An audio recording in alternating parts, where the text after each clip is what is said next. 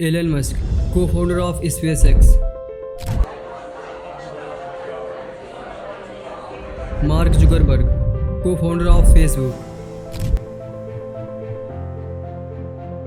Jeff Bezos, co-founder of Amazon.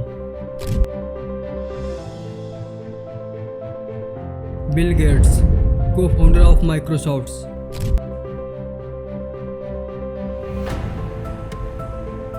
हाँ, सही सोच रहे हो, ये है दुनिया के सबसे रिचेस्ट मैन। लेकिन इन सब में एक बात और कॉमन है, वो है कि इन लोगों ने खुद को एक ऐसे ट्रैप से बचाया है जिसमें आज के इंसान प्राउडली फंसते जा रहे हैं। I don't care what I have to do, if I have to move somewhere or start something or whatever it may be, I'm not going to put my children into a system that doesn't understand the gifts and abilities they have just because they don't fit on the conveyor belt. And in the US, there are more than 5 lakh people who don't send their children to school. Ironically, mostly all teachers. Because they know how screwed up the system is. आपको याद है जब आप सब छोटे थे, classroom के कोने में बैठकर सपने देखते थे, सोचते थे एक दिन रॉकेट उड़ाऊंगा, माँ को दुनिया का सबसे बड़ा घर दूंगा, पापा को वो कार दिलाऊंगा जो वो हमेशा देखते थे। और फिर धीरे धीरे रिपोर्ट कार्ड्स के नंबर इम्पोर्टेड होने लगे, सपने कोने में दब गए, marks, ranks, cut off, form भरते भरते वो सपने कागज के टुकड़ों में बिखर गए। आपको डिग्री तो मिल गई, पर वो लड़का जो क्लासरूम में सपने देखकर मुस्कुराता था, कहाँ चला गया? जब आपने तैयारी शुरू करी, आप कितने साल के थे? सर उस समय हम 18 साल के थे और अभी हम 30 साल के हैं। 30 साल। पिछले 12 सालों में आपने अपनी ज़िंदगी में क्या किया है? जिंदगी में सर पढ़ते गया, डिग्री लेते गया। और फिर हमारे साथ भी ऐसा ही होता है। और फिर आप बड़े हो गए, हर सुबह अलार्म से उठते हो, ट्रैफिक में उलझते हो, ऑफिस में चुप रहते हो, और रात को घर आकर ये देखते हो अब किस डेट को EMI कटेगी। जो माँ के लिए बड़ा घर लेना चाहता था, आज खुद 10 बाई 10 के किराए के कमरे में रहता है। जो पापा के लिए कार का सपना देखता था, आज बाइक में पेट्रोल भराने से पहले अकाउंट बैलेंस चेक करता है। और जो रॉकेट उड़ाने का सपना देखता था, आज उसके पास इतना भी टाइम नहीं है कि ठीक से खाना भी खा सके। वक्त बदल गया, जिम्मेदारियां आ गई और सपने। 12 साल एक लंबा अरसा होता है। इस दौरान आपकी ज़िंदगी में क्या क्या छूट गया? जिंदगी में सारी चीज़ छूट गया सर, घर परिवार रिश्तेदार सारे छूट गए। हम लोग को बहुत हीन भावना से देखते हैं लोग, जो भी देखते हैं हम लोग को बहुत हीन भावना से, परिवार रिश्तेदार वाले उतना बात नहीं करते हैं सर। और मैं 2 साल से गाँव में भी नहीं गया हूँ। दुख है सर, क्या बोलूँ, मैं अपने दुख और पीड़ा को किसी के पास सामना नहीं कर सकता हूँ सर। बहुत संघर्ष से पढ़ा हूँ, ट्यूशन पढ़ा के मैं 2012 से ट्यूशन पढ़ा के अभी तक मैं पढ़ाई किया हूँ, और मैं कुछ भी हासिल नहीं कर पाया। उल्टा हमारे पर FIR हो गया। मैंने अपनी मांग को शांतिपूर्ण रखने के लिए गया था कि जो गलती की आप आयोग उसको जांच करिए और जो दोषी उस पर कार्रवाई करिए। और सपने वो पुरानी डायरी के पन्नों जैसे हो गए, जो कभी मिल जाते हैं पर पढ़ने का हौसला नहीं होता। The gang of 9 got together, I think it was, and decided this is what people should learn. Physics, biology, chemistry, and this is how they should learn. The people who built the schools were consciously aiming at eradicating the will of the students who were part of the system because they wanted them to be obedient. और आप सोच रहे होंगे आखिर ऐसा क्यों है, कैसे लोग इस ट्रैप में फंस जाते हैं और हम कैसे इससे बाहर निकलें? धीरूभाई अंबानी, विराट कोहली, आमिर खान, नरेंद्र मोदी, ये सब हमारे इस करंट एजुकेशन सिस्टम के ट्रैप में नहीं फंसे।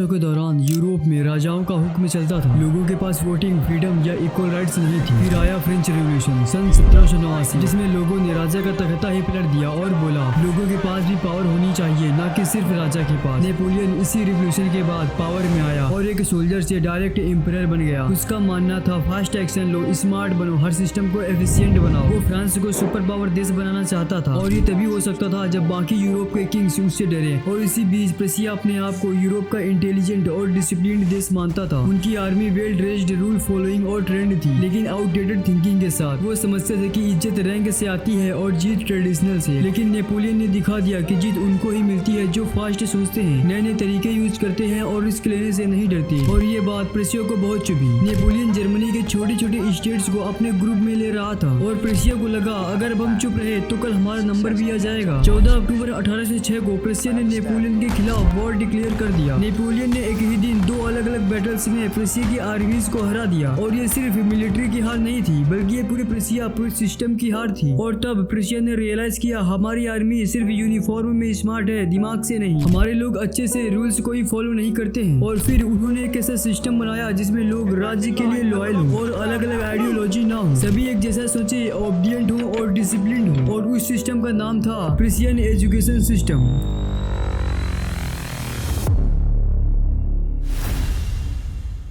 क्या आपने कभी सोचा है स्कूल हर सुबह बेल से ही क्यों शुरू होता है, और क्यों हमें यूनिफॉर्म पहननी पड़ती है, और क्यों सिलेबस में वही सब्जेक्ट्स होते हैं जो 100 साल पहले भी थे? ये सब इत्तेफाक तो नहीं हो सकता। ये एक सोची समझी स्ट्रेटजी थी, एक ऐसे सिस्टम की जो इंसानों को थिंकर नहीं वर्कर बनाता है। सन 1760 से 1840 के बीच आई इंडस्ट्रियल रिवोल्यूशन। मशीन्स ने दुनिया भर में तबाही मचा रखी थी। फैक्ट्रीज दिन पर दिन बढ़ती जा रही थी, क्योंकि कोई काम करने में जहाँ इंसानों को दिनों महीनों लगता था, वही मशीन्स उसी काम को पल भर में कर देती थी। पर प्रॉब्लम ये थी, फैक्ट्री चलाने के लिए डिसिप्लिन्ड ओबीडिएंट वर्कर चाहिए थे, और लोग खुद का अच्छा खासा काम छोड़कर क्यों किसी फैक्ट्री में काम करना चाहेंगे? तब इंडस्ट्रियलिस्ट और गवर्नमेंट्स ने रियलाइज किया मशीन तो आ गई, पर मशीन जैसा काम करने वाले इंसान नहीं है, क्योंकि लोग आजाद सोच रखते हैं, सवाल करते हैं, रूल्स तोड़ते हैं, और ये फैक्ट्री के लिए खतरा था। इसीलिए एक ऐसे सिस्टम की जरूरत थी जो लोगों को ओबीडिएंट बनाए, टाइम का पाबंद बनाए और सिस्टम के खिलाफ सवाल ना करने दे। और फिर गवर्नमेंट्स ने क्रिश्चियन एजुकेशन से इंस्पिरेशन लेकर एक ऐसे सिस्टम बनाया जिसमें लोग टाइम के पक्के हों, मतलब बिल बजते ही काम शुरू करें और रुक जाएं। ओबीडिएंट और नॉन क्वेश्चनिंग वर्कर, एक ऐसा वर्कर जो ऑर्डर को बिना पूछे फॉलो करे, क्योंकि पूछने वाला सिस्टम के लिए खतरा था। रोज एक ही काम को बार बार करे बिना बोर हुए, साइलेंट और डिसिप्लिन्ड हो, कम पैसों में ज्यादा काम करे। और हुआ भी ऐसा ही। उन्होंने उन लोगों के बच्चों का बचपन से ब्रेन वॉश एक सोची समझी प्लानिंग के तहत किया गया एजुकेशन सिस्टम के जरिए। इसका गोल था बचपन से उन बच्चों को ऐसे ट्रेन किया जाए कि बड़े होकर जब वे स्कूल या कॉलेज से डिग्री लेकर बाहर आए, तब तक वो बच्चा एक ऐसा इंसान बन जाता जिसके अंदर की सारी क्रिएटिविटी और नए नए आइडियाज सोचने की क्षमता खत्म हो जाती, और वो यही सोचने लगता कि बस कहीं से जॉब मिल जाए या कोई काम पर ही रख ले। आप लोग खुद ही सोचो, जब आप सब छोटे थे, कैसे किसी का इंटरेस्ट क्रिकेट, फुटबॉल या कोई तो मेरी तरह न्यू न्यू इन्वेंशन गैजेट से बनाया करता और सपने देखता था कि बड़ा होकर एक रॉकेट बनाऊंगा और चांद पर जाऊंगा। बट आज इस स्टेप में फंस कर सारी क्रिएटिविटी और वो बचपन वाली सोचने की क्षमता खो चुका हूँ, और आज ऐसी हालत हो गई है, ना कहीं जॉब मिलती है और ना कोई काम देने को तैयार है, और मम्मी पापा को देखता हूँ तो नजरें ही नहीं मिला पाता हूँ।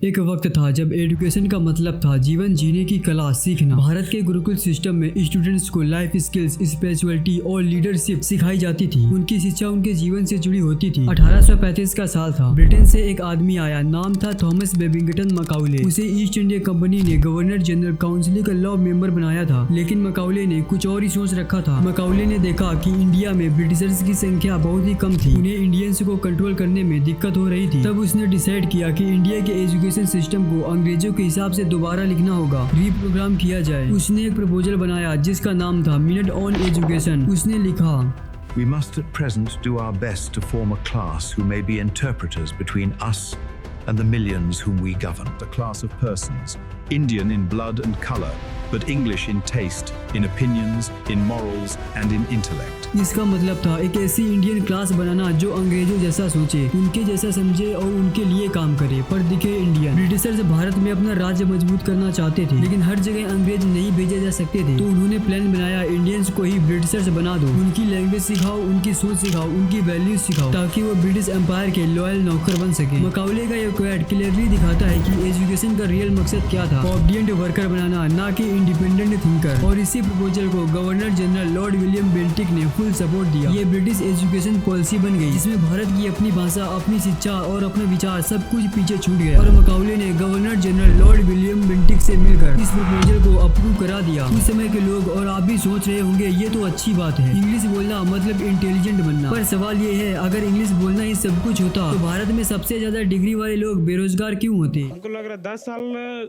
से हम लोग यही राजधानी में रह के ही तैयारी कर रहे हैं, लेकिन अभी तक कोई ऐसा हम लोग मुकाम हासिल नहीं कर पाए जॉब के क्षेत्र में। अब अभी ऐसा हम लोग का दुख दर्द है कि बयान नहीं कर सकते हैं। घर में एक अलग ही उधर चल रहा है, इधर हम लोग का अलग ही चल रहा है, समझ ही नहीं आ रहा हम लोग जाए तो जाए कहाँ। आज भी हम एक ऐसे सिस्टम में पढ़े जा रहे हैं जो सिर्फ रट्टा लगवाना सिखाता है, सवाल पूछना नहीं, और जॉब रेडी करता है, लाइफ रेडी नहीं। 200 साल बाद भी हम उसी मकाउले मॉडल में पढ़े जा रहे हैं। समय आ गया है सिस्टम से सवाल करने का। क्या एजुकेशन का मतलब सिर्फ इंग्लिश बोलना रह गया है? क्या हम तैयार हैं एक ऐसे एजुकेशन के लिए जो तुम्हें सोचना सिखाए, जो तुमने बचपन में सपने देखे थे वो पूरे हो? तो अब मैं जो स्टोरी बताने जा रहा हूँ इसे ध्यान से सुनना, अगर इस ट्रैप से तुमको बाहर निकलना है तो।